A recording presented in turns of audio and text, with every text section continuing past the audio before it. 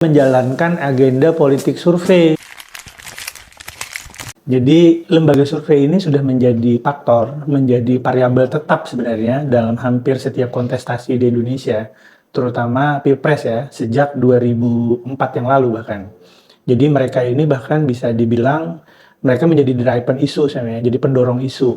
Jadi bukan hanya menjadi pelaku pasif, tapi mereka pelaku aktif sebenarnya untuk membentuk opini tentang siapa yang unggul, berapa perolehannya, seperti apa peringkatnya gitu. Sehingga lembaga-lembaga survei itu walaupun mereka melakukan survei politik, pada dasarnya juga mereka akhirnya karena memiliki pengaruh politik, mereka juga kemudian berpolitik juga. Jadi ada survei politik, ada politik survei sebenarnya. Jadi survei itu sudah menjadi sebuah rezim akhirnya, menjadi sebuah kekuasaan yang berpengaruh dalam membentuk sikap, membentuk opini, bahkan mempengaruhi tindakan-tindakan pengambilan keputusan oleh para elit.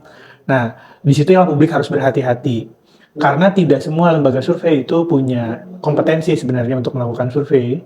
Survei itu butuh kompetensi yang tinggi ya, karena kemungkinan error-errornya itu besar.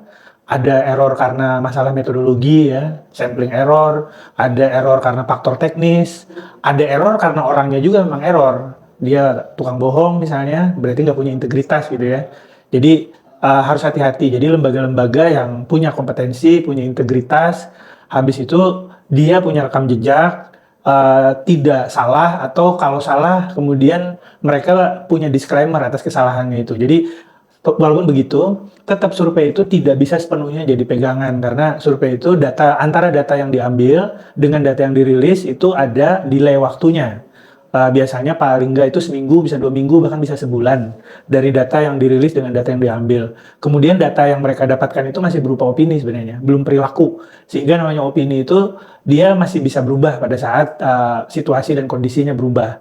Nah, yang harus diwaspadai adalah manipulasi yang dilakukan oleh lembaga-lembaga survei tadi, karena mereka melakukan semacam politicking, melakukan kegiatan manipulatif, pura-pura merilis hasil survei yang diklaim objektif, padahal dalam rangka membentuk opini publik. Nah, berarti lembaga survei itu selain melakukan survei politik, juga sudah menjalankan agenda politik survei.